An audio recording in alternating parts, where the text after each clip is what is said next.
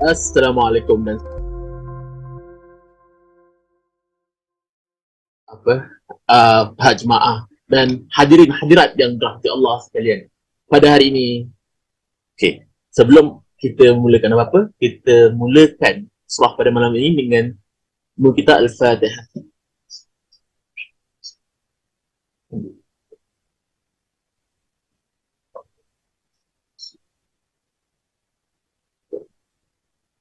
Amin amin ya rabbal alamin. Baik. Saya ucapkan sekali lagi selamat datang ke Usrah Ilmuwan siri ke-137. Dah lama dah. Dan pada hari ini dia agak nak dikatakan untuk saya sekali agak pelik lah. Apa kena-mengena sains. Tajuk kita hari ini adalah sains bunyi, kuasa zikir. Saya sendiri macam tertanya-tanya, apa kena-mengena bunyi dan zikir ni? Yang saya tahu bunyi cuma irama lagu, bunyi motor, bunyi kereta dan sebagainya. Mungkin malam ini dilihatkan ramai hadirin hadirat yang hadir. Jadi kita mau mendengar apa yang harus dikupas oleh Prof pada malam ini tentang sains bunyi ini. Tanpa membuang masa, saya menjemput Datuk Prof Dr. Kamarul Azizi Ibrahim untuk membentangkan tajuk kita pada malam ini. Tafadhal Mas Prof. Terima kasih Haida. Bismillahirrahmanirrahim. Alhamdulillahirabbil alamin. Wassalatu wassalamu ala asyrafil anbiya'i wal mursalin wa ala alihi wa sahbihi ajma'in. Alhamdulillah kita dapat berjumpa lagi pada minggu ini, walaupun minggu lepas saya minta maaf kerana ada sedikit insiden berlaku terhadap keluarga saya di luar negara. Jadi saya kena pergi ke luar negara untuk dan pada ketika saya pergi tersebut tak ada internet access kawasan itu. Jadi nak membentangkan topik ini pun tak boleh kerana bunyi tak sampai. Jadi bunyi ni sebenarnya adalah boleh kita kaitkan dari segi panca indera kita adalah pendengaran. Dan kalau kita perhatikan daripada Al-Quran, kita dimaklumkan bahawa panca indera yang pertama yang berfungsi yang diberikan oleh Allah untuk berfungsi ialah pendengaran. Jadi mengapakah Allah mulakan dengan pendengaran? Mengapa tidak dengan mata? Walhal kita lihat mata kita ni sentiasa melihat banyak perkara. Dan mengapa tidak hidung kita supaya kita dapat bau apa yang ada di sekeliling kita. Tetapi Allah decide bahawa perkara yang pertama yang akan dianugerahkan kita kepada manusia adalah pendengaran atau pendengaran bunyi kalau nak ikutkan. Jadi ramai orang yang heran mengapa seorang bayi yang kita ambil perkara yang pertama terutama yang belum berkahwin lagi, kena ingat ni bila kita mendapat kelahiran anak perkara yang pertama yang patut kita lakukan ialah azan di telinga kanan dan iqamah di telinga kiri dan ini adalah sunnah ini adalah sunnah Rasulullah. Jadi macam saya saya ada 4 orang anak Alhamdulillah saya 4 orang anak. Saya berada bersama isteri saya ketika kelahiran anak-anak saya tapi itulah malangnya di Malaysia ni, ibu bapa bapa tak dibenarkan masuk kita diminta duduk kat luar. Tetapi ketika anak-anak saya lahir semuanya di luar negara, saya berada bersama dengan isteri saya ketika dia melahirkan anak. Jadi saya dapat lihatlah apa yang berlaku. Dan anak tersebut buat pertama kalinya akan dipastikan supaya bersuara bersuara. Jadi kalaulah dia tengok anak tak bersuara, doktor tu akan tepuk lah macam-macam. Dan apabila dia menangis saja, maka barulah diberikan kepada Kalaulah di luar negara ya, diberikan kepada bapa. Jadi anak saya memang perkara yang pertama dia dengar, masa kami semua senyap je, doktor pun tak bising, dia tepuk je, dia tak bising, dia tak bersembang, dia serahkan kepada saya, maka saya pun mengazan lah telinga kanan dan iqamah telinga kiri. Jadi anak saya alhamdulillah lah mendengar azan ya. Dan bila saya azan tu saya tengok muka dia seakan-akan mencari-cari di mana bunyi tersebut berada. Jadi ini jelaslah apa yang telah diberitahu kepada kita ya daripada hadis ya, bahawa perkara pertama yang kita dengar ialah suara ya, bunyi ya, bunyi dan bukannya penglihatan. Jadi tajuk hari ini kita nak bincangkan mengenai pendengaran kita yang sebenarnya ya, dan saya gunakan bunyi kerana itu adalah impak kepada pendengaran tersebut dan tidaklah menjadi sesuatu yang ganjil ya. Dalam semua bunyi ni yang paling penting sekali adalah zikir ya, adalah zikir. Jadi itu yang tajuk kita pada malam ini saya berikan ialah kuasa zikir. Kalau dalam bahasa Inggeris dia Science of Sound, Power of Zik. The power of Zik. Jadi maknanya ya, hanya dengan berzikir ya, kita boleh ada kuasa. Memang ya, kita sebagai orang Islam ya, selalu disuruh berzikir. Tetapi apa sains kata ya? Apa sains kata mengenai apabila kita berzikir? Itu yang saya akan bincangkan di sini. Dan surprise ya bagi siapa yang masih tak percaya kepada apa yang diperintahkan oleh Allah dan Rasulnya, pentingnya zikir tersebut. Kita sekarang ni ahli sains telah dapat buktikan ya dengan jelas ya, dengan jelas, dan saya akan bincangkan apa explanation ataupun penerangan sains ya terhadap kuasa zikir ini. Dan kita juga akan melihat ada lagi satu perkara yang menjadi minat semua orang sekarang ni. Dan apa pandangan Islam yang mengenai perkara tersebut, iaitu muzik. Muzik. Adakah muzik dan zikir ini berlaga ataupun tidak? Yang itu kita juga akan bincang hari ini. Dan saya awal-awal nak beritahu ya, pandangan yang saya berikan ini adalah berdasarkan kepada sains ya, dan sedikit dari segi apa kata pandangan Islam ya, berdasarkan kepada apa yang saya tahu. So mungkin nanti ada pandangan yang lebih agak uh, ekstrim sedikit bunyinya ya. Tetapi tak apalah ya, ini adalah sains bunyi ya dan kuasa zikir.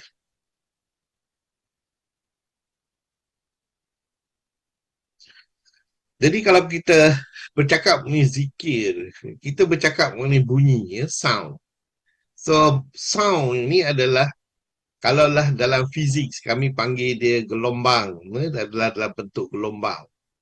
Cuma gelombang zikir ini walaupun ada dalam bentuk transverse ya, transverse dia turun naik ataupun dia longitudinal ya, dalam bentuk compaction ya, maknanya dia banyak di sini kemudian dia sikit, dia banyak di sini pula dia sikit. So macam dia seakan-akan kita rapat dan dia kurang, rapat dia kurang. Itu dinama longitudinal wave. Berbanding dengan transverse wave, dia nampak macam satu saja ya, turun naik, turun naik, turun naik. So itu yang lukisan ya, seperti ini ya kita dapati ya. Dia ada bahagian yang terang dan bahagian yang gelap ya, menunjukkan keadaan tersebut.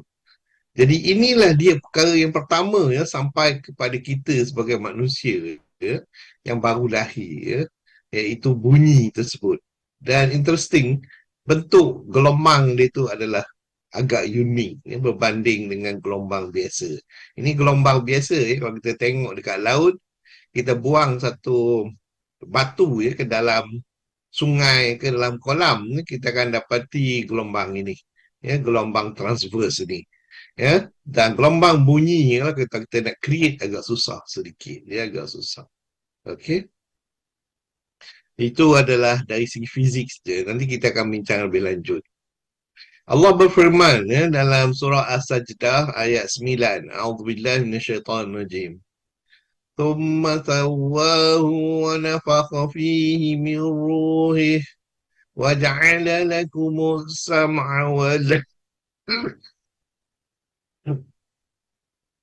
وجعل لكم السمع والأبصار والأفئدة قليلا ما تشكرون. Kemudian dia menyempurnakan dan meniupkan ke dalam tubuhnya roh ciptaannya. Roh ni sebenarnya yang kita telah bincangkan dalam sains, topik sains yang lalu ya, akan ditiupkan ke dalam bayi ya, di dalam kandungan pada umur selepas persenyawaan antara sperm dengan ovum tersebut pada ketika 120 hari ya, 120 hari. Jadi pada lepas 120 hari tersebut maka akan ditetapkan beberapa perkara. Pertama dari segi rezeki dia, dari segi umur dia, bila dia nak mati dan dia akan menjadi orang baik ke orang jahat. Dan semua ni akan ditulis di Lauh Mahfuz ya, yang kita juga telah bincangkan dahulu ya dari segi sains. Dan diceritakan dalam ayat ni, tapi ayat ni dia bukan emphasis dia pada roh itu, tapi dia jadikan bagi kamu pendengaran ya, disebut ya, dalam bahasa Arab ni wal absar ya. Jadi kita mendengar, kemudian baru kita melihat dan barulah sampai hati kita berfungsi ya. Tetapi malangnya kita ni tidak mengetahui ni perkara ni. Jadi kita tidak bersyukur lah. Kita tidak bersyukur. Okay.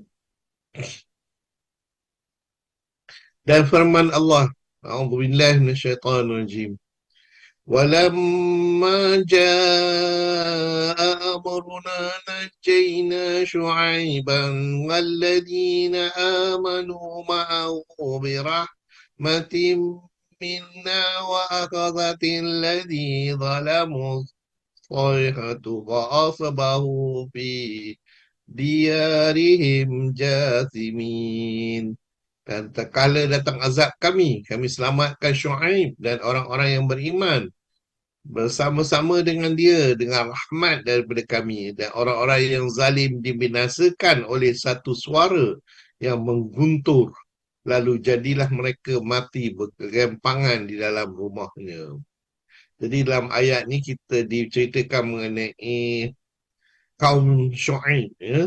Kaum Syuaib ini Allah telah binasakan dengan suara ya, dengan suara, dan suara yang amat kuat ya. Jadi suara yang amat kuat ini akan menyebabkan mereka mati ya, bergelimpangan di rumahnya. Jadi kita dapati ya, bunyi ni ya, boleh juga ya menjadi senjata, dan inilah dia senjata Allah ya, yang Allah ada sehingga sekuat itu ya, dalam surah Al-Hud ayat 94 ya. Dan ada satu ayat Quran ya, di dalam Al-Quran yang bernama surah Ar-Ra'd ya, surah Ar-Ra'd ataupun Guru ya, surah Guru. Jadi ini terdiri daripada 43 ayat ya dalam surah ini, dan ianya adalah surah Makkiyah ya, maka diturunkan pada ketika Rasulullah berada di Mekah ya. Dan surah ini dinamakan Ar-Ra'd yang berarti guruh kerana dalam ayat 13 Allah berfirman ya, artinya guruh itu bertasbih. Jadi hari kita dengar dentum ya, guruh ya, especially bila nak hujan. Jadi Allah beritahu bahawa pada ketika itu guruh itu bertasbih ya, sambil memuji Allah.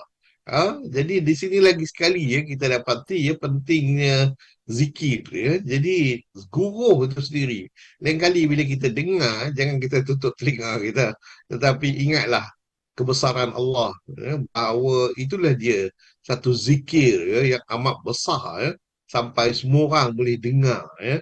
Itu dari kekuatan zikir yang Allah boleh turunkan, ya. Dan ini, ya, dan guru itu bukan saja dia berzikir, dia memuji Allah, menunjukkan sifat-sifat kesucian dan kesempurnaan Allah Subhanahu Wa Taala. Nampak tak? Ya? Kita di-remind, ya, mengenai perkara ini. Dan lagi sesuai dengan sifat Al-Quran yang mengandungi ancaman dan harapan, ya. Jadi di sini kita lihat, ya, bila kita bunyi guruh tu, kita yang mendengar akan menyangka, oh mungkin akan turunnya hujan, ya. Kerana guruh selalunya menunjukkan akan turunnya hujan. Dan at the same time kita juga takut, ya, kerana guruh itu kuat, ya, kuat, dan kadang-kadang memekakkan telinga, ya, kalau dia berlaku berdekatan dengan kita. Jadi kita dapati ianya adalah seakan-akan beritahu kita, ya, bahawa inilah ancaman dan juga harapan. Memang kita diminta seperti itu, ya. Bila kita berdoa kepada Allah, kita hendaklah mengharap kita akan mendapat, ya, apa yang kita diminta, kita berdoa, dan juga kita juga risau, ya, sama ada diterima atau tidak, ya, permintaan kita itu. Jadi ini ditunjukkan, ya, dari segi guru itu, ya, yang menimbulkan kecemasan dan harapan, ya, pada manusia, ya.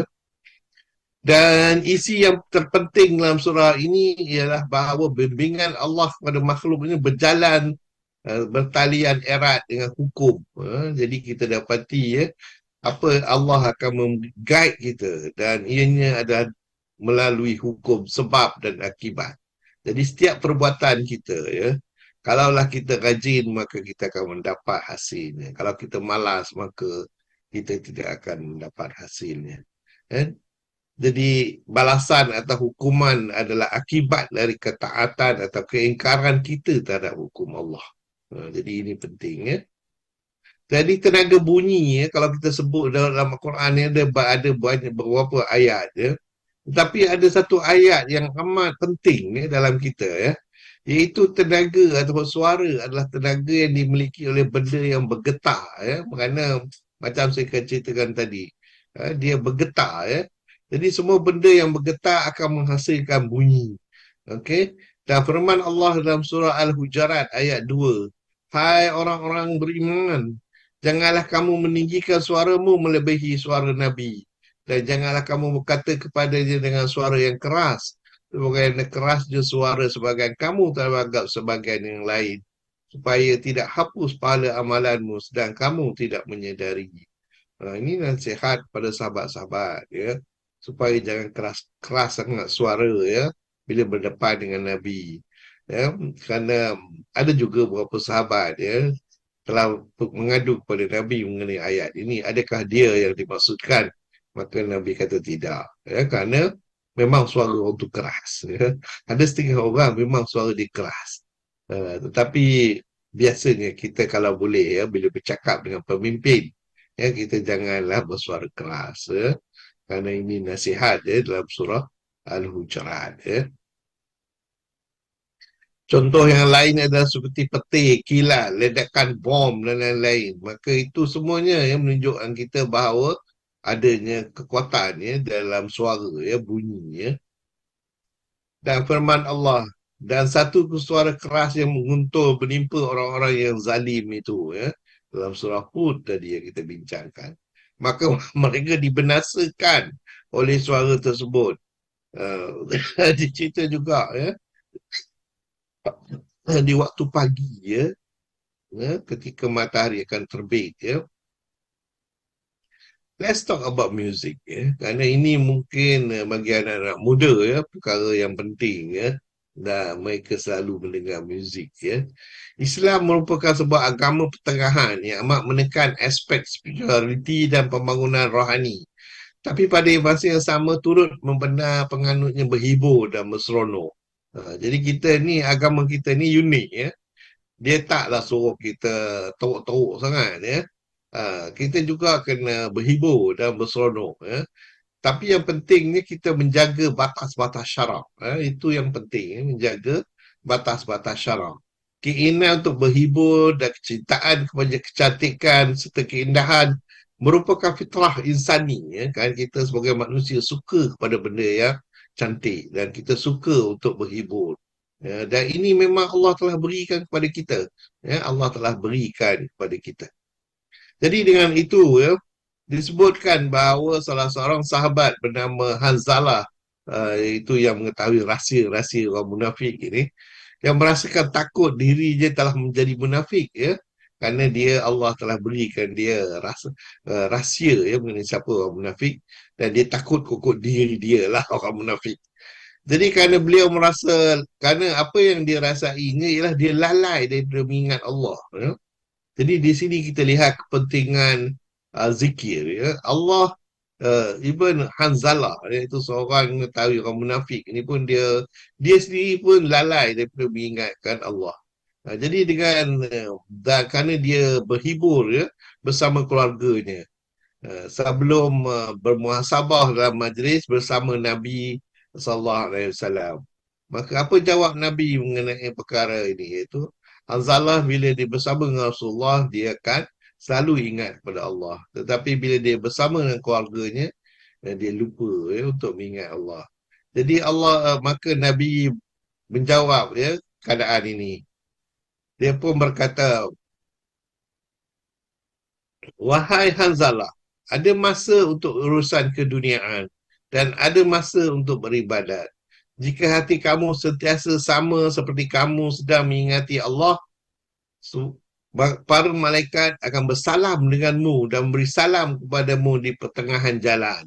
Ini dalam Sahih Muslim, nombor 2750.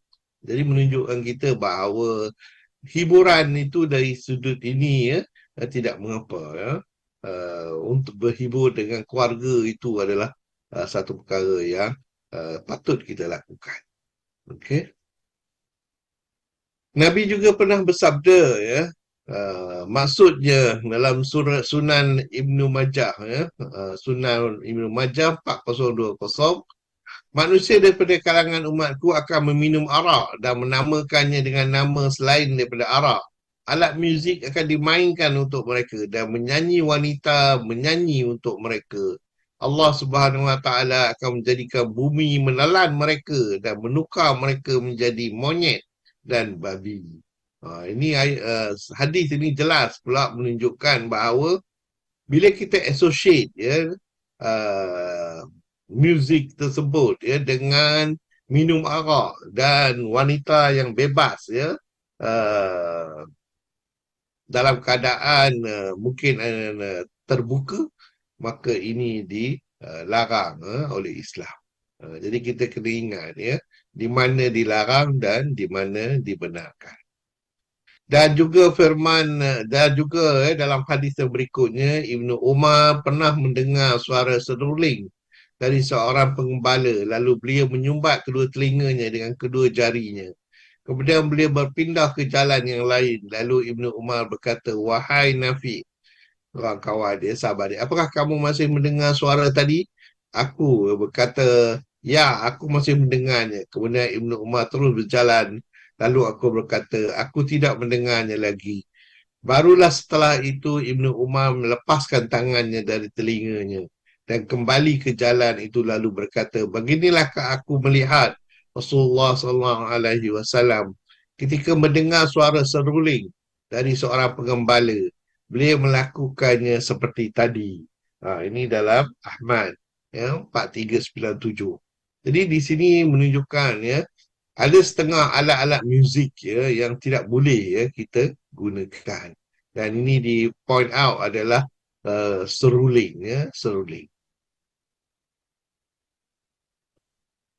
Para ulama yang mengharamkan muzik berhujah berdasarkan ayat-ayat Al-Quran dan hadis. Antara firmannya dalam surah Al-Luqman, ya, Allah berfirman, dan di antara manusia ada orang menggunakan perkataan yang tidak berguna untuk menyesatkan manusia dari jalan Allah tanpa pengetahuan dan menjadikan jalan Allah itu olok-olokan.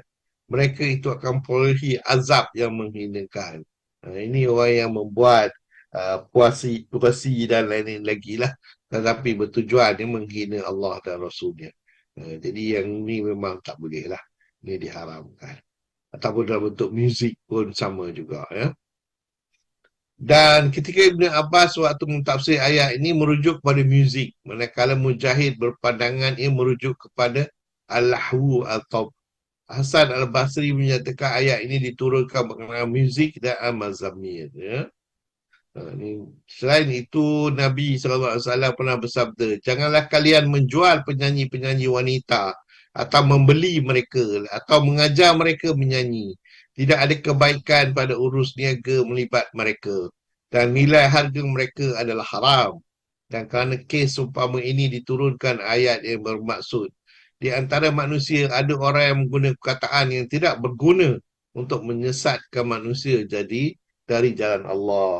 Ini adalah Sunan Tirmizi. Muzik bukan satu perkara yang boleh dihukum sebagai harus secara mutlak atau haram secara mutlak. Yang mengharamkan muzik dan nyanyian telah dinyatakan jelas dan hujah mereka secara terperinci. Perkara yang haruskan pula menetapkan syarat-syarat dan garis panduan yang mesti kita patuhi. Ya? Yang mestilah mengikut syarak. Kalau syarak. Para ulama dahulu maupun contemporary bersepakat akan pengharaman setiap lagu maupun muzik yang mengandungi unsur-unsur yang jelas haram. Seperti menggalakkan zina, dorongan meminum arak, tarian-tarian menggairahkan dan lirik yang mendorong kepada keganasan. Mereka hanya berbeza pandangan pada muzik dan nyanyian yang bebas daripada unsur-unsur itu. Sebagai contoh memuji Allah, berselawat dan lain-lain lagi. Ya.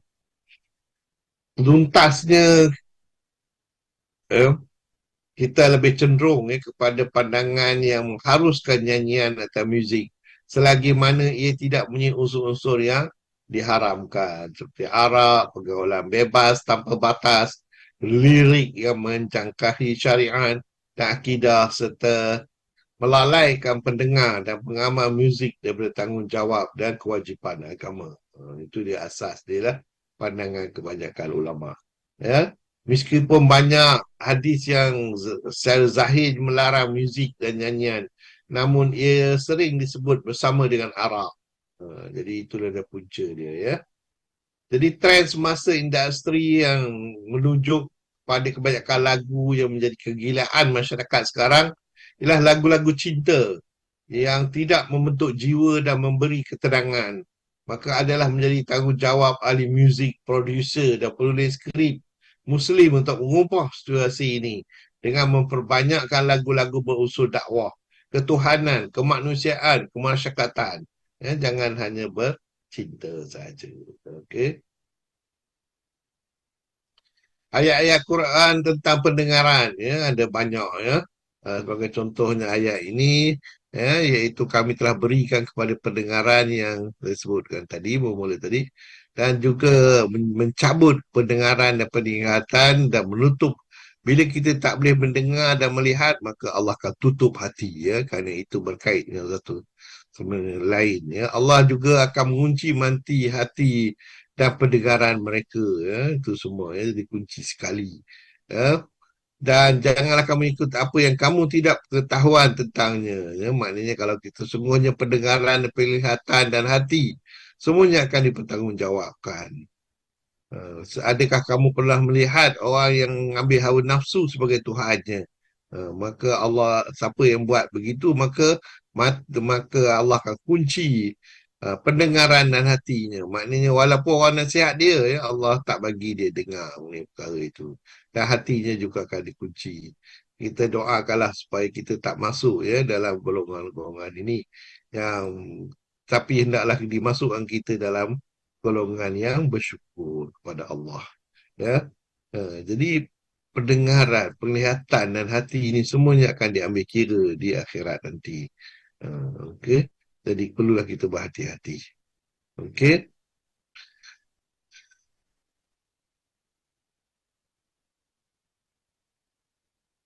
Dalam kita berdakwah kita kena ingat ya, kalaulah Allah tidak memberi hidayah ya, maka dia tidak akan mendapat ya. Walaupun dia mendengar ya, nampak macam mendengar. Ha? Jadi bila mereka sampai ke dengan neraka nanti ya, semua ini akan menjadi saksi ya terhadap mereka. Dan tak ada apa yang dapat sembunyi ya dari pendengaran, penglihatan dan kulitnya. Dan alangkah terangnya pendengaran mereka dan alangkah tajamnya penglihatan mereka pada hari mereka datang kepada kami ya, pada ketika itu aku telah nampak ya. Allah menciptakan ini ya supaya dia dapat mengujikan kita manusia. Jadi ini semua ayat-ayat dalam Al-Quran yang perlu kita tahu ya. Dan ini berkait dengan pendengaran. Kalau kita lihat ya dari segi kajian ya mengenai perkara ini ya, itu pendengaran ni. Kalau kita relatekan dengan otak kita ya, dia akan dapati ya dia involve dengan satu gelombang yang dipanggil sebagai gelombang alfa dan juga gelombang beta. Ini adalah senarai ya kajian-kajian yang telah dilakukan ya, banyak ya sekarang ni yang telah dilakukan ya. Pada pertama kali saya membentang mengenai bunyi ya, taklah sebanyak ini ya, sekarang ni agak banyak ya. Dan ada juga beberapa perkara yang masih ya kajian ya, dalam bidang sains masih tak mencukupi ya. Mungkin area-area ini ya bagi yang siapa yang berminat ya dalam bidang sains dan juga biologi boleh melihat kepada kefahaman kita yang mengenai perhubungan di antara otak kita dengan zikir ya, dengan perkataan-perkataan kita ya. Jadi kesemuanya kalau kita lihat ya menggunakan EEG ya, ini satu alat ya untuk monitor the brain ya. Dan satu kajian telah menunjukkan ya bahawa bacaan surah Yasin itu adalah lebih baik ya daripada mendengar classical music Panchabal Canon D ya, bagi siapa yang tahu classical music ya. Classical music yang ini adalah agak mengasyikkan ya. Tetapi kalau somebody mendengar surah Yasin ya, dia akan dapati lagi sedap. Itulah kajian yang telah dibuat berdasar kepada EEG. Okey. Jadi apakah punca semua ini? Ianya adalah berpunca daripada satu bahan yang berada di dalam otak kita. Oksitoksin namanya ya. Dan ini telah dibuat kajian ya, mengenai oksitoksin ini. Dapati bahawa oksitoksin ini adalah biasanya ya kita dalam bidang biologi ya. Ianya adalah apa yang kita panggil sebagai hormon social bonding ya, untuk kita uh, get to know orang lain ya. Dan bagi orang yang mempunyai kekurangan oksitoksin ini, pada dasarnya mereka tak pandai bercampur dengan orang lain. Jadi oksitoksin ini menggalakkan kita membentuk masyarakat yang baik ya, masyarakat yang baik, dan ianya berada di otak kita. Dan oksitoksin ini akan keluar ya, melalui proses kita sebagai contoh ya, uh, uh, apabila kita ingin bercinta ya, selalunya dia akan keluar. Ataupun ketika yang interestingnya, bila kita dengar muzik pun dia akan keluar. Itu dia menyebabkan otak kita relax dan menjadi mudah ya untuk kita merasa kenikmatan kerehatan tersebut ya. So, dan memang ya, kajian telah dibuat mengenai oksitoksin ini, dan banyak kajian ya telah dibuat mengenai perkara ini, dan perkaitan antara keduanya amat jelas ya. Cuma perkaitannya dengan menggunakan ayat Quran dan zikir masih sikit ya. Apa yang ada ialah berdasarkan kepada muzik ya, muzik. Cuma itulah masa dulu ya dikatakan ianya satu topik yang baik ya. Tetapi bila discovery dijalankan kajian, didapati ada perbezaan pendapat yang amat ketara ya mengenai oksitoksin. Okey. Dan bidang yang kita kaji ini ya, kalau dalam fizik dipanggil akustik ya, sebagai akustik ya, iaitu we are talking about sound ya. Dan hearing adalah the most crucial means of survival ya, sebenarnya. Kerana kalau kita tak ada pendengaran ya, kebolehan mendengar, maka survival kita akan jadi agak rendah lah. Jadi idea akustik ini ya, di banyak facet lah. Tadi kita membincangkan mengenai zikir ya, sedikit. Okey. Tetapi semua ya binatang mempunyai kebolehan ya mengenai suara ini ya. Dan kalaulah kita nak tengok ya bidang ini by itself adalah agak luas ya. Dalam life science ada, earth science ada, engineering ada, dalam arts pun ada ya. Bidang akustik ini ya. Okay. Jadi ini dia gelombang ya. We're talking about gelombang ya. Bentuk-bentuk gelombang ini. Jadi kita dapati ya, telinga kita hanya boleh mendengar 20 Hz hingga 20 kHz saja. Ini ultrasound kita tak boleh dengar dan infrasound pun kita tak boleh dengar. Jadi bunyi pun ada limit kita ya, sebagaimana mata kita juga ada limit. Jadi pendengaran kita pun hanya di antara julat ini saja, 20 Hz hingga 20 kHz ya. Okey, jadi biasanya dia transmitted ya, sound ini dia mesti ada medium ya, dan bentuknya adalah longitudinal wave yang sebenarnya saya katakan, ataupun apa yang lebih kita panggil sebagai compression wave ya, dia tertekan satu sama lain ya, dari satu tempat ke satu tempat. Jadi dia akan bergerak berdasarkan pada tekanan tersebut ya, tekanan tersebut. Okey, jadi ini dia, kalau infrasound 20 Hz, akustik, ultrasound ke sini. Dan penggunaannya ni kalau nak tengok bass ya, bagi siapa yang faham mengenai muzik, bass note itu biasanya ada ke infrasound. Dan dia ada itu boleh kita gunakan untuk tujuan-tujuan sebagai contoh medical dan juga diagnostik ya, dalam perubatan. Okey, ini ultrasound. Okey. So ni dia contoh dia. Jadi bunyi itu kan sampai ke telinga kita dalam bentuk ini. Itu naik. Ataupun sebagai bentuk ini. Okay. Agak unik ya. Ataupun ini dia. Ini adalah bentuk dia. Ya. Dan ini kalau kita lihat ni ada bagian-bagian pecah-pecahan ini. Ini dinamakan beats. Ya. Nanti kita akan bincang ini lebih lanjut lagi. So dia ada intensity, dia ada amplitude, dan daripada situ kita ada boleh measure ya, ukur intensity tersebut. Dan ini ya, dan juga daripada intensity itu kita boleh tentukan tekanan ya, sound level, dan daripada tekanan itu kita boleh calculate power dia dengan loudness, berapa kuat ya suara tersebut ya.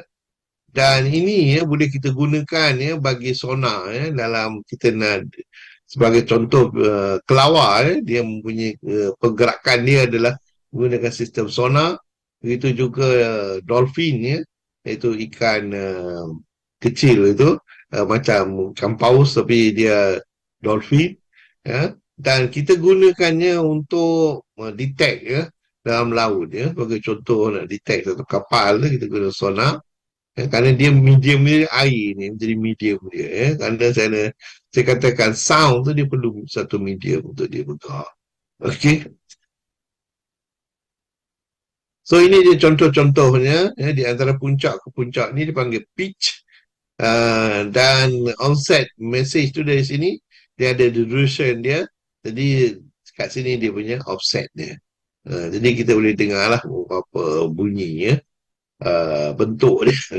Kalau piano dia macam ni bunyi dia punya bentuk dia. Kalau lah seruling dia bentuk dia macam ni, lebih tajam lagi. Okey, jadi perbezaan. Jadi kalau kita tengok dalam hadis ya, kalau dalam bentuk ini kita tak elok dengar. Kalau bentuk ini mungkin kita boleh dengar ya, kerana drum selalunya dalam bentuk ini ya, lebih lebar ya, dia punya itu. Okey, amplitude dia. Okey.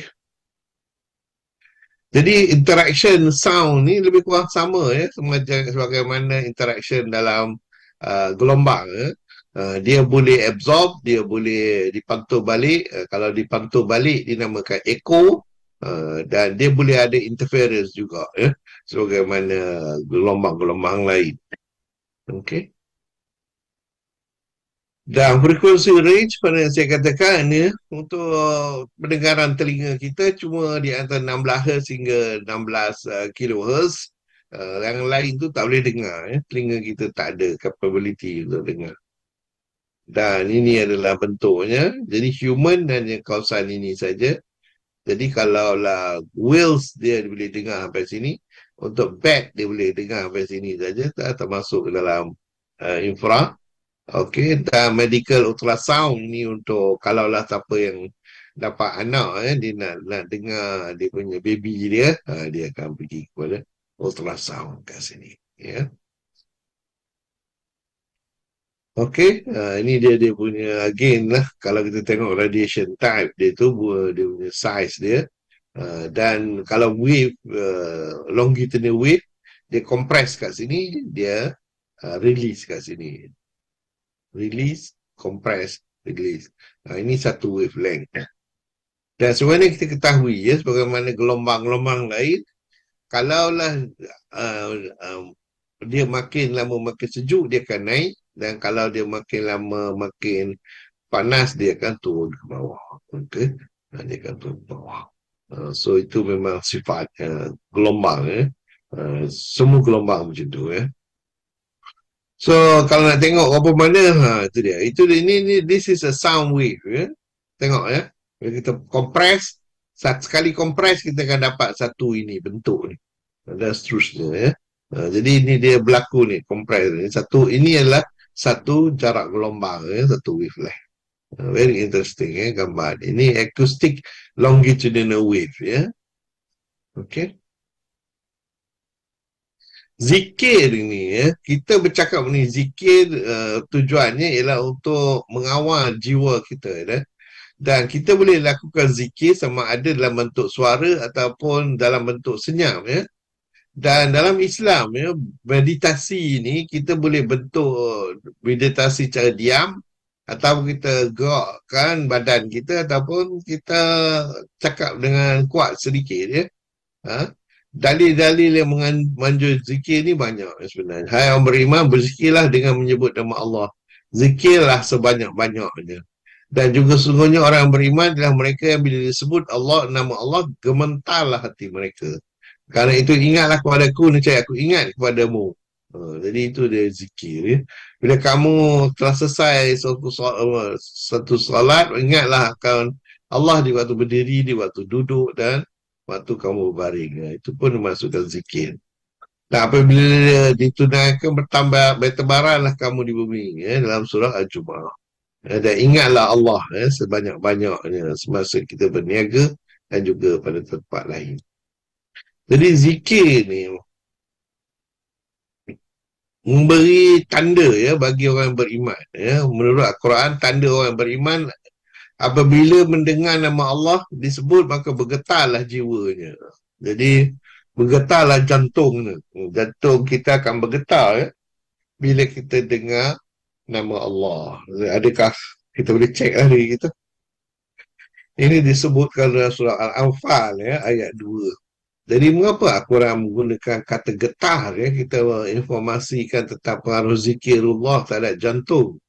Kerana kita dapati bahawa sains sebagaimana yang kita ketahui sekarang ni, di samping gelombang panas dan gelombang radiasi, maka gelombang suara saja yang boleh mencapai jantung. Gelombang lain tak boleh. Okay? Kerana dia dalam bentuk longitudinal, ya. Dan Al-Quran juga maklumkan sistem pendengaran lebih dahulu berfungsi pada manusia daripada sistem penglihatan. Ya, jadi kita dengar dulu. Dan pengaji pun dapati berapa kajian tentang hubungan zikir dengan kesembuhan. Jadi kalau kita nak buat perbandingan, kita boleh tengok, ya, perhubungan zikir dengan terapi mental. Ya, kajian lebih banyak, ya, dalam terapi mental ini untuk stabilize emotion dan lain-lain lagi. Ya, zikir dengan terapi mental ini. Walaupun objektif dia beza, ya, tetapi asasnya, ya, kawasan yang dianalisa itu lebih kurang sama. Jadi untuk bebas, ya, dari sebagai jalan menuju jiwa yang bebas dari sifat tercela, itu dah zikirullah. Okay, dalam kitabnya Al-Ghazali menyebut, ya, mengenai perkara ini. Dan tenaga zikir itu melalui sistem saraf secara automatik ditransmisi memberi efek positif kepada otak, kardiovaskular, produksi cairan dalam tubuh dan juga mental. Ini disebut oleh Al-Ghazali. Jadi seorang tu kalau ingin mendapat renewable energy, renew energi jiwa dia, ya, maka hendaklah dia berzikir. Okey. Jadi itu dia cara dia. Dan para ulama bagi zikir kepada tiga. Pertama, zikir dengan lisan, iaitu kita sebutkan. Ataupun zikir dengan kalbu, iaitu dalam hati kita ataupun jantung kita, lebih korek. Ataupun kita membuat amal, ya. Kerana zikir ni adalah zikir yang paling efektif dan paling berkesan, ya. Bila kita buat sesuatu, ini menunjukkan bahawa kita melakukan zikir juga. Kalaulah kita hanya mendengar ilmu dan tidak melaksanakan apa yang kita faham itu, jadi tidak ada maknanya lah. Kalau tidak diamalkan, maka kita hanya dapat itu sebagai ilmu sahaja. Okay? Jadi zikir perbuatan itu adalah amat penting, ya, dalam kehidupan, ya. Cipta kematian dan kehidupan untuk melihat siapa di antara kamu yang terbaik amalnya. Jadi itu perasa kalimat ahsan al-amala itu penting, ya, iaitu mestilah ilmu itu kita dapat dan kita praktis, ya. Okey. Jadi mudah-mudahan, ya, Allah akan memasukkan kita dalam golongan ini, iaitu kita boleh berzikir melalui lisan, kalbu dan juga dengan perbuatan. Barulah kita boleh menjadi orang yang terbaik, ya, di dunia dan juga di akhirat. Dan satu kajian telah dijalankan dan didapati bahawa kesan ini memang, ya, menyebabkan hati itu menjadi menggetar, ya. Kajian terhadap responden, ya, mengenai zikirullah ini lagi sekali menggunakan electroencephalograph atau EEG, ya. Okey. Jadi memang, ya, zikir ini ataupun chanting, ya, akan trigger, ya, respon ini dalam brain kita. Memang perkara ini memang telah kita ketahui, ya. Kerana itulah kita menggunakan perang. Untuk perang kita guna drum, ya. Kerana drum itu akan menggetar jiwa kita bersemangat untuk bergerak ke depan, sebagai contoh dalam peperangan. Jadi kajian ini, ya, sebenarnya kesan ini dinamakan, ya, dalam sains binaural beats, ya, binaural beats. Binaural beats ini, ya, adalah satu yang unik, ya. Kerana dia berpunca daripada two tones of different frequency, ya. Maknanya frekuensi dia berbeza, dua gelombang yang frekuensi yang berbeza, dan frekuensi yang berbeza ni, ya, tidak jauh bezanya, ya. Katakan sebagai contoh, kalau perbezaan 10 Hz, ya, dia akan beri kesan berbeza. Kalau dia 20 Hz, dia akan beri kesan yang berbeza, ya. Jadi setiap itu, ya, bergantung kepada telinga kita yang mendengar, ya. Dan binaural beats ini, ya, akan boleh dikaitkan dengan brain wave, ya, brain wave kita. Jadi kita akan lihat apa dia binaural beats. Dia simple dia, beats yang ada dua frekuensi yang berbeza, ya, beberapa frekuensi, ya. Dan bergantung kepada beberapa frekuensi tersebut, ya, dia akan kesannya kepada brain kita, ya. Jadi tapi dia hampir sama, ya, dia punya frekuensi dia. Jadi sebagai contoh ni, kalau kanan kita 253 Hz, kiri kita 250 Hz, bezanya lebih kurang 3 Hz, ya. Jadi itu dia, ya. Kalau kita tengok brain kita, ya, brain gamma wave 30 Hz hingga 100 Hz, beta wave 12 Hz, alpha wave 7.5 Hz, theta wave 4 Hz, delta wave 0.1.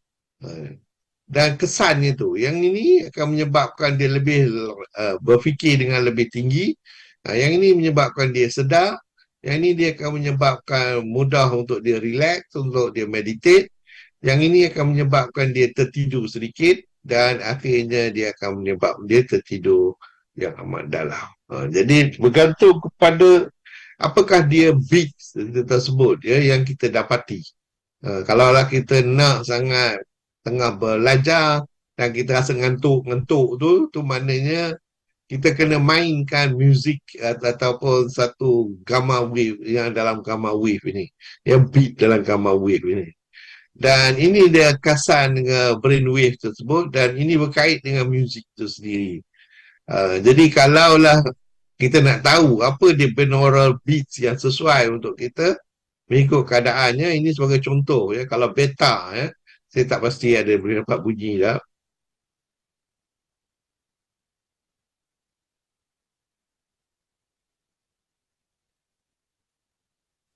Ini perbezaan kita adalah lebih kurang 12 frekuensi, 12 itu ni beta ya, untuk beta.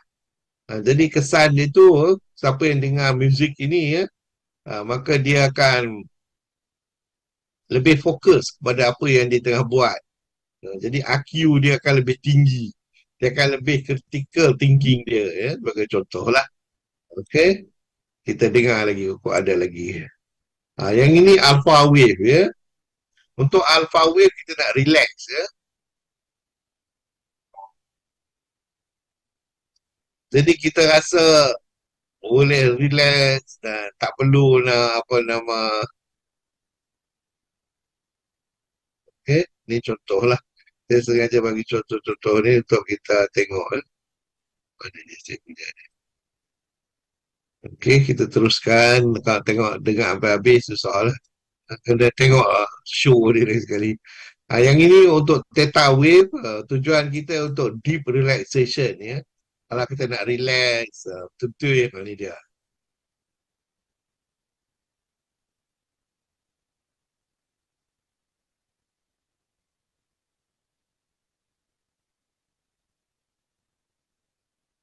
Untuk meditate ke, ni dia cara terbaik ya, muzik ini.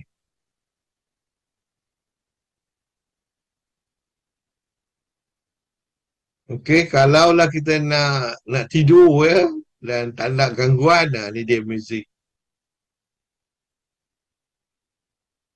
Ini delta wave.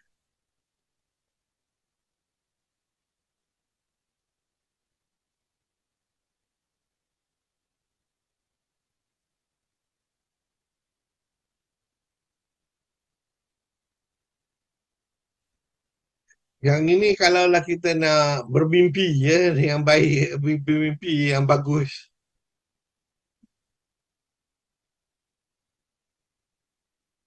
Jadi kalau kita tidur, kita nak mimpi yang sedap-sedap ya, dengar muzik ini. Ini dalam 13 Hz ya, 13 Hz. Okey. So, ini muzik ya, macam mana pula dengan Quran dengan itu? Malah ni kita tak ada pengkaji dalam bidang ini ya. Ini delta ya. Delta pula ialah kita nak rasa bahawa kita ni terapung ya. Jadi kita akan rasa bahawa kita ada badan kita terapung-apung ya.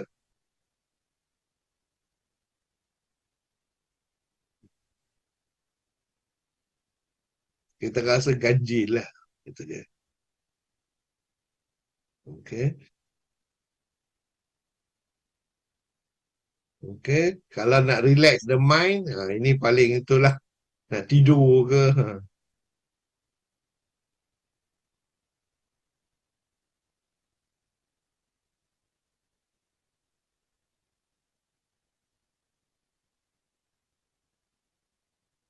Okey, kalau nak dengar Islam punya, yang ini contoh dia lah.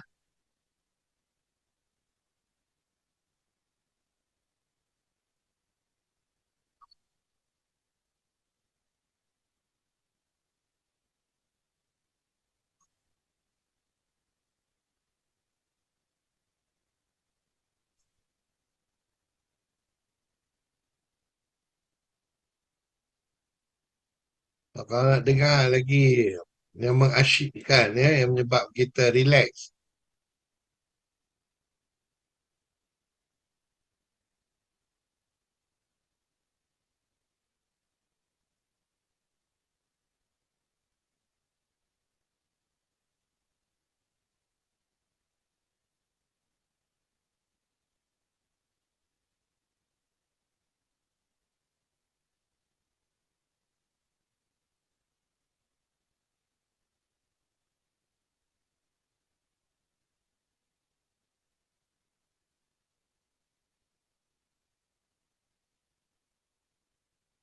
Tengok tu ya, peak dia tu kita akan boleh nampak tu.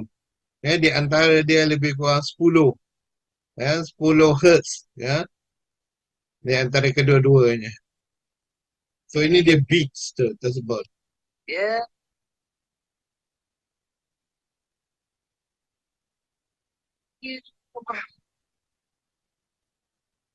So ini kalau tengok zikir lah, zikir alhamdulillah.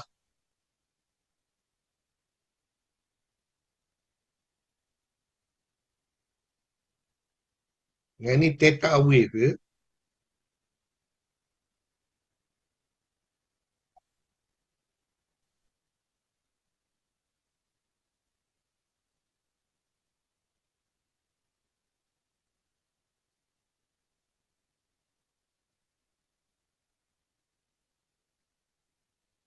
Apa dia lagi satu zikir.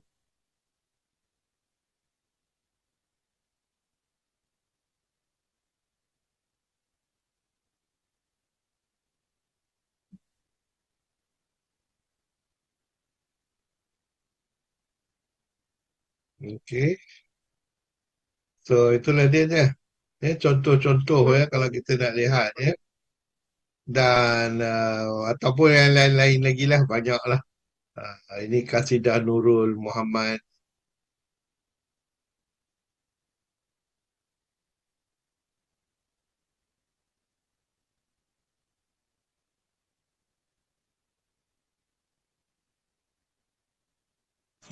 Memang tak ada bunyi ya, Prof? Tak. Ini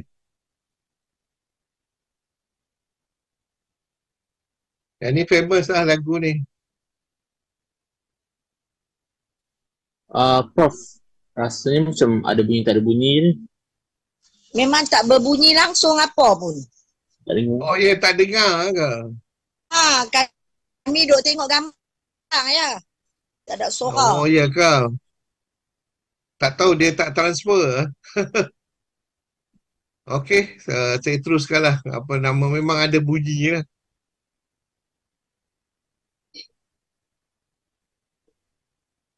Okey, selain daripada itu ya, kalau tadi adalah zikir ya, kita juga interestingly enough ya, kita boleh guna sound ni untuk at the quantum level ya.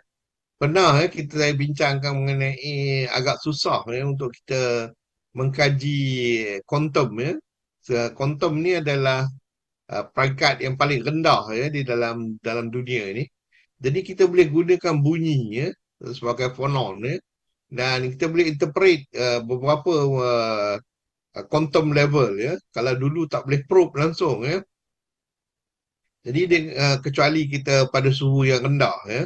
Tetapi dengan kaedah ini sekarang ni kita boleh ya menggunakan dengan menggunakan dua bahan yang berbeza ya. Jadi kita boleh buat kajian ya terhadap quantum ni.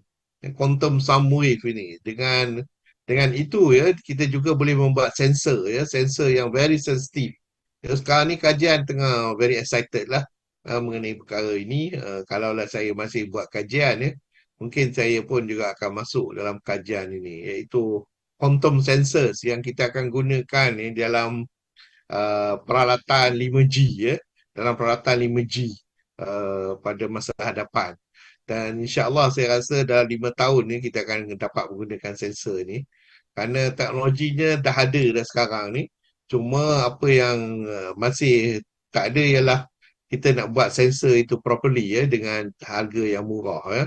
Dan dari segi keperluan pembinaannya dia tak susah. Ya, kerana teknologi ini telah ada dan apa yang kita perlu adalah makmal yang sebagaimana ya kita buat semiconductor. Ya, puncanya ialah kita menggunakan resonator ya. Resonator ni ialah kalau kita tengok kat kereta kita kat belakang kat bawah tu ada yang menyebabkan bunyi enjin kita tak kuat. Ya, tetapi setengah orang disengaja kuatkan. Jadi resonator ni dia akan oscillate berapa amplitude dan kita boleh mendapatkan apa suara yang rendah.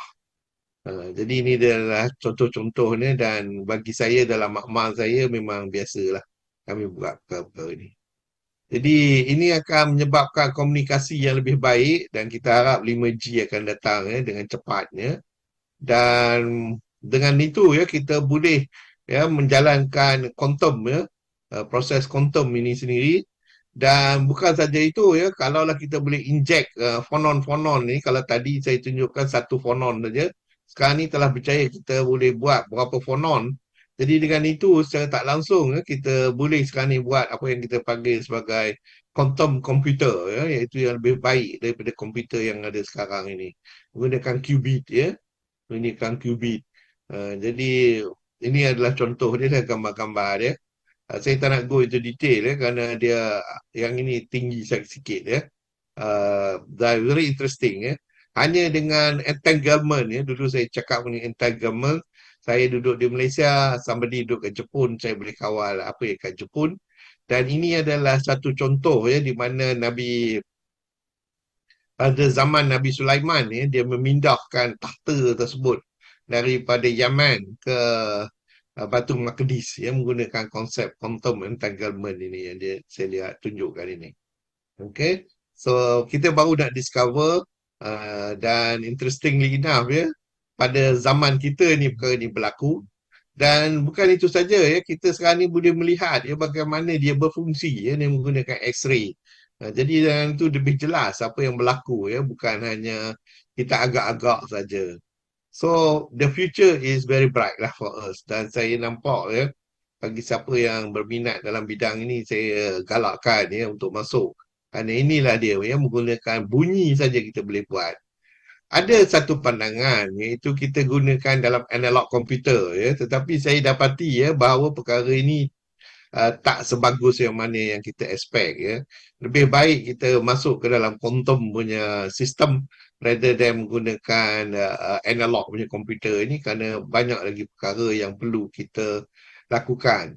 Tetapi baru-baru ni ada discovery of metamaterials. Metamaterial ni ada satu bahan yang agak unik. Kita boleh masukkan dalam equation gelombang dalam satu bentuk dan dia akan keluar dalam bentuk yang lain. Basically ya, apa yang berlaku ialah gelombang yang masuk itu mungkin satu fungsi equation, kemudian kita akan dapat dia punya differentiation keluar di sebelah sana, which is basically itulah menyebabkan komputer binary ya menjadi penting itu. Ini satu perkara yang baru yang kita harap ya. Kalaulah nak ada analog komputer, dia akan melalui proses ini, iaitu metasurface dan the green function approach, apa yang dipanggil sebagai green function approach. So akhir sekali saya nak baca ayat ini lah. A'udzubillahi minasyaitonirrajim. Wa minan nasi man yu'jibuka qawluhu fil hayatid dunya wa yushhidu Allah ala ma fi qalbihi wa huwa aladul hisam. Di antara manusia ada yang mempunyai ucapannya tentang kehidupan dunia menarik hatimu dan dipersaksikan kepada Allah atas kebenaran isi hatinya, padahal ia adalah penentang yang amat keras. Dan juga surah dalam Al-Baqarah yang berikutnya, A'udzubillahi minasyaitonirrajim. Wa idza tawalla sa'a fil ardi liyufsida fiha wa yuhlikal hartha wan nasl wallahu la yuhibbul fasad. Dan apabila dia berpaling kepada kamu, dia berjalan di bumi untuk mengadakan kerosakan padanya dan merosakkan tanaman-tanaman dan binatang ternak. Allah tidak menyukai kebinasaan. Dan seterusnya dalam ayat 205. Wa idza qila lahu taqillaha akhadhathu al-'izzatu bil ism fahasbuhu jahannam wa labi'sal mihad. Apa dikata kepadanya, bertakwalah kepada Allah, bangkitlah kesombongannya yang menyebabkannya berbuat dosa, maka cukuplah balasan neraka Jahannam, dan sesungguhnya neraka Jahannam itu tempat tinggal yang seburuk-buruknya. Wabillahi taufiq wal hidayah. Assalamualaikum warahmatullahi wabarakatuh.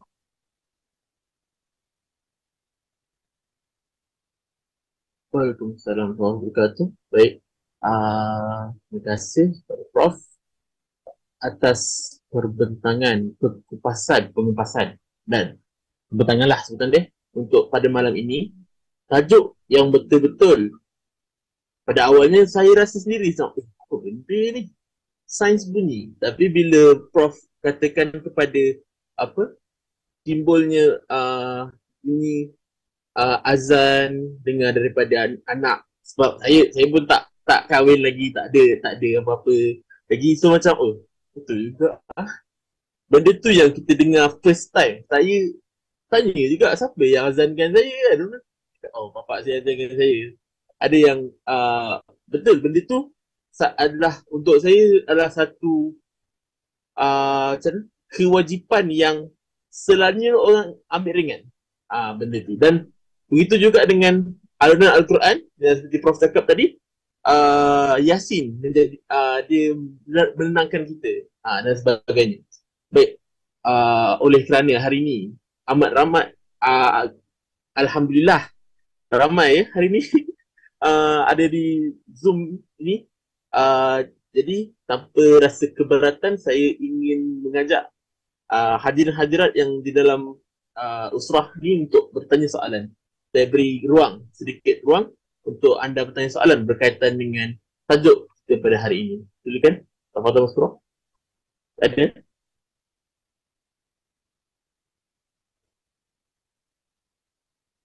Boleh open mic ataupun chat. Silakan. Kan tadi tak ada suara ke? Masa Tadi saya main muzik. main muzik tak ada suara. Tak ada suara. Oh, tak dengar Tak ada. Tak dengar. Awak tak cakap. Sebab nak kena setting tu, Prof. Dia tak boleh nak tahu apa-apa yang tu. Tak setting susah sikit. Ada tak persoalan sebab satu kupasan yang menarik juga. Okay. Saya tadi terlupa. Prof, saya ada soalan ni macam agak nak kata sedang didengari tu kurang sikit lah, tapi mengapa apabila mendengar azan, kebanyakan makhluk manusia, masyarakat kebanyakannya tidak mendengar azan tersebut? Ada apa-apa input tak berkaitan dengan soalan saya tu?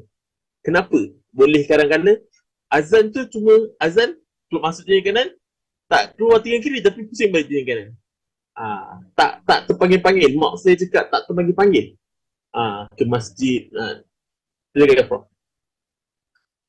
Ada kaitan dengan Okey, itu satu soalan yang baik yang sebenarnya. Jawapannya menakutkan pun ada, okey pun ada. Yang sebenarnya saya memang duk cari topik ini. Ada tak somebody buat kajian mengenai azan itu sendiri? Adakah azan itu dia akan mengajak kita untuk sebagaimana yang kita terjemahkan, hayya 'alal solah, hayya 'alal falah, maknanya kita ajak dia kepada kebenangan. Tapi adakah san dari segi bunyi dia tu? Jadi ada setengah orang azan kita semua nak tidur. Ada setengah orang azan kita tertarik kepada bunyi suara itu. Jadi mengikut pandangan lah. Kalaulah kita dengar azan yang dilakukan oleh siapa nama dia? Lupa lah nama dia. Yang zaman Rasulullah itu. Bilal yang diazan oleh Bilal.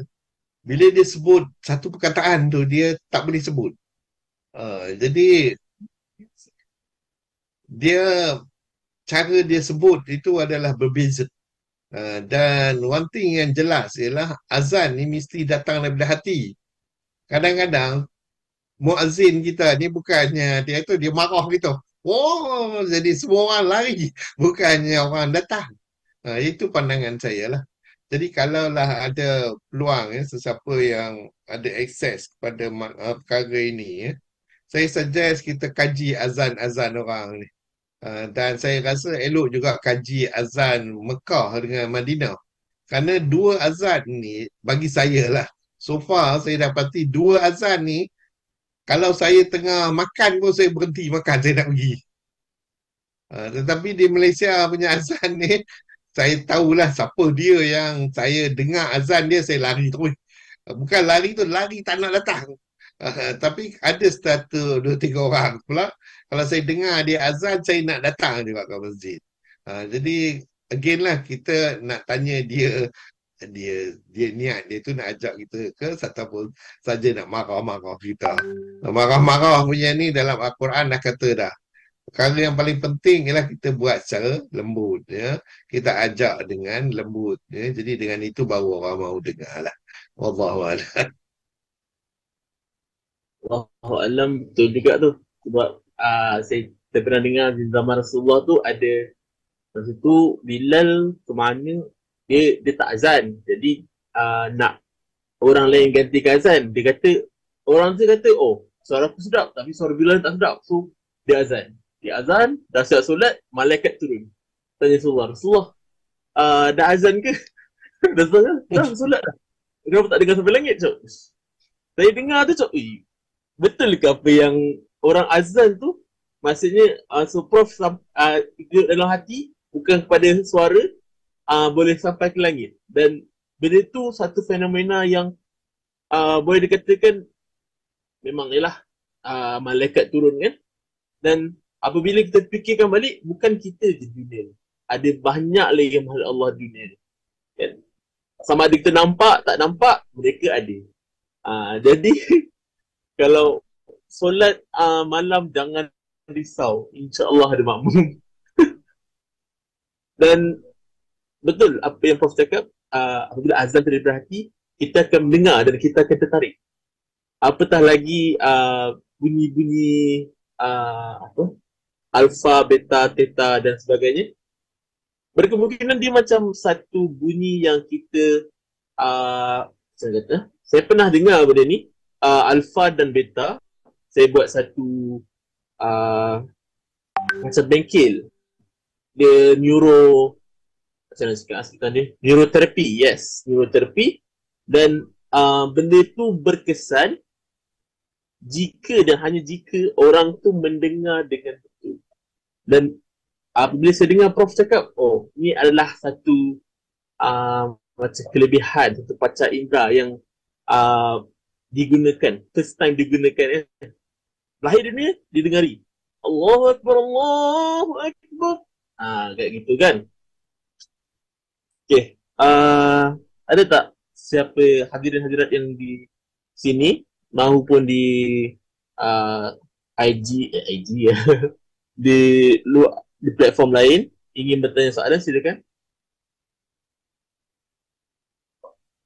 Ada?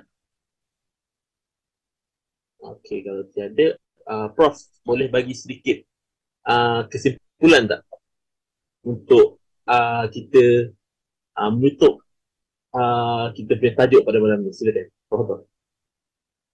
Okey, terima kasih Haida. Yang sebenarnya suara ni ialah satu yang unik lah, yang Allah kurniakan kepada kita, dan dia berkait dengan bunyi. Dan bunyi ni dia punya gelombang dia bagi kami orang sains dia berbeza. Dia adalah longitudinal, ya.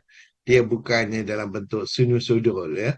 Jadi bila dia berbentuk berbeza itu, ya, jadi kita dapati, ya, dia seakan-akan bunyi ni seakan-akan menampar kita. Ya, dia akan seakan-akan menampar. Tampar, pam. Jadi bentuk dia tu memang kopi tu. Berbanding dengan kalaulah kita pergi dengar selain daripada bunyi macam cahaya dia turun naik. Jadi dia tak macam as if tak ada kuasa, ya, untuk terkena. Tetapi bunyi ni dia berbeza. Dia ada kesan. Dan otak kita sendiri juga, ya, mempunyai kesan dalam julat hertz itu, ya, dalam julat hertz. Hertz itu maknanya di antara 0 hingga 20 hertz tu dia akan mengganggu fikiran kita. Dan mengikut kajian, ya, ada setengah orang kata even darah kita pun dalam berapa hertz juga. Tulang-tulang kita pun juga bergerak dalam beberapa hertz juga. Jadi, kalaulah kita baca Quran, ya, siapa yang baca dengan tarannum yang sesuai, ya, actually dia memberi kesan kepada sel-sel dalam badan dia. Ya, kerana kuasa apa yang saya sebutkan beat itu akan beri kesan ya, kepada kesemua perkara ini dalam badan kita.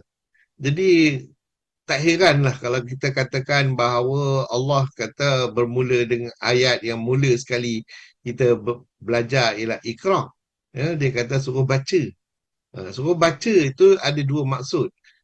Satu maksud dari segi baca untuk pengetahuan, tetapi juga bila kita boleh baca dengan kuat, ya, dengan suara. Dan memang ya, kalau kita baca Al-Quran dengan kuat, dia akan beri kesan ya, kepada diri kita sendiri. Bukan saja kepada otak kita, tetapi kepada semua sel seluruh badan. Ya. Ada yang berpandangan sampai to the point, apakah kesannya itu, ialah mereka, orang Jepun ya, again lah orang Jepun yang bukan Islam buat kajian, kita orang Islam tak buat ya. Dia kata dia baca ayat Quran dalam air dan dia bekukan air tu, dia nampak kristal-kristal yang amat cantik. Tetapi kalau dia guna katakan Beethoven punya tu, dia tak jadi macam cantik itu air tu. Jadi kita sebagai ahli sains Islam patut buat kajian mengenai perkara ini ya. Walaupun Allah telah memberitahu kita bahawa Al-Quran apa semua itu akan membantu ya jiwa kita. Tetapi elok kita buktikan, kita tunjukkan kepada masyarakat yang bukan ahli sains ini bahawa perkara itu betul. Memang kita lihat kesannya dari segi sudut sains. So itu dia tujuan saya yang sebenarnya untuk pembentangan kali ini. Dan saya harap ya, ramai nanti yang akan mencari peluang ya, untuk membuat kajian ya, dalam bidang ini. Dan kalaulah berjaya ya, please give me a copy lah, hantar kepada saya supaya kalau ada peluang lagi saya bagi talk, maka saya akan at least kurang-kurangnya boleh saya maklumkan kepada semua. Wallahualam. Alam bisawab. Rasanya itu saja pada malam ini. Saya lihat tiada soalan ataupun tambahan dari chat. Jadi saya ingin ucapkan terima kasih kepada Prof dan hadirat untuk Allah sekalian kerana hadir pada majlis ilmu kita hari ini, dan kita tangguh majlis kita dengan tersetuh hormat.